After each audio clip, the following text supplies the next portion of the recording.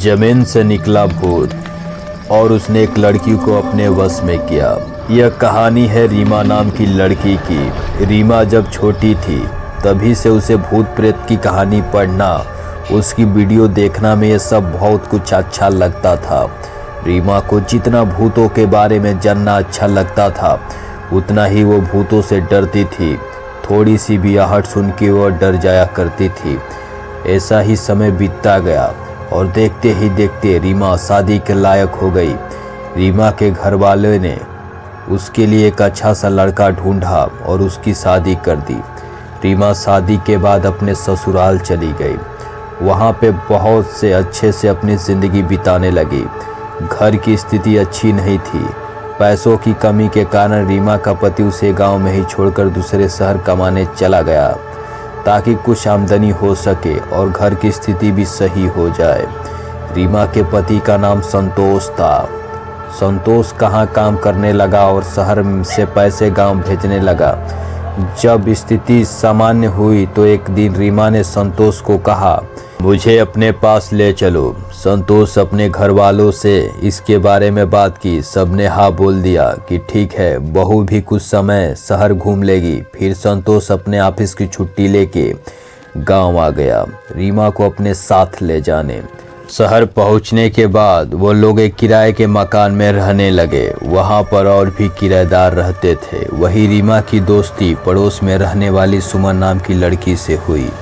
कुछ दिन अच्छे से बीतने के बाद एक रात रीमा को किसी आदमी का दर्द भरी आवाज़ में चिल्लाने की आवाज़ सुनाई दी। यह सुनकर रीमा डर के मारे उठ गई और अपना वहम समझकर फिर सो गई। उसके बाद हर रात ऐसी सिलसिला चलता रहा।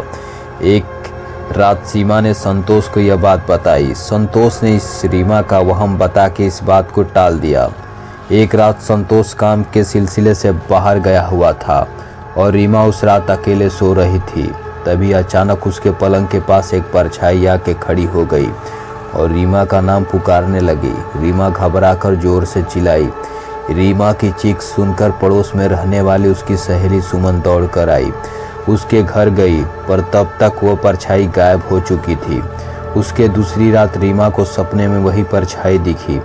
उस परछाई ने सपने में बताया कि उसकी अस्थियां इस कमरे के नीचे दफन है। उनको बाहर निकाल के उसे मुक्त करो। रीमा सपने से घबराकर उठ गई और यह बात अपने पति संतोष को बताई, पर संतोष ने इस बात को मानने से इनकार कर दिया और वापस सो गया। दूसरे दिन जब संतोष अपने काम पे गया तब रीमा ने उस कमरे की खुदाई करना चालू कर दिया, पर वहाँ पे बस एक बॉक्स मिला। रीमा ने जैसे ही उस बॉक्स को खोला उसमें से तेज आवाज़ के साथ एक काला साया निकला। जमीन से निकला भूत और वह रीमा के शरीर में घुस गया। तभी से रीमा की ज़िंदगी बिल्कुल नर्क बन गई। रीमा ने सबसे बात करना बंद कर दिया और बार बार उसे नशा करने का मन करने लगा। कितना भी खाना खा ले उसका पेट नहीं भरता था।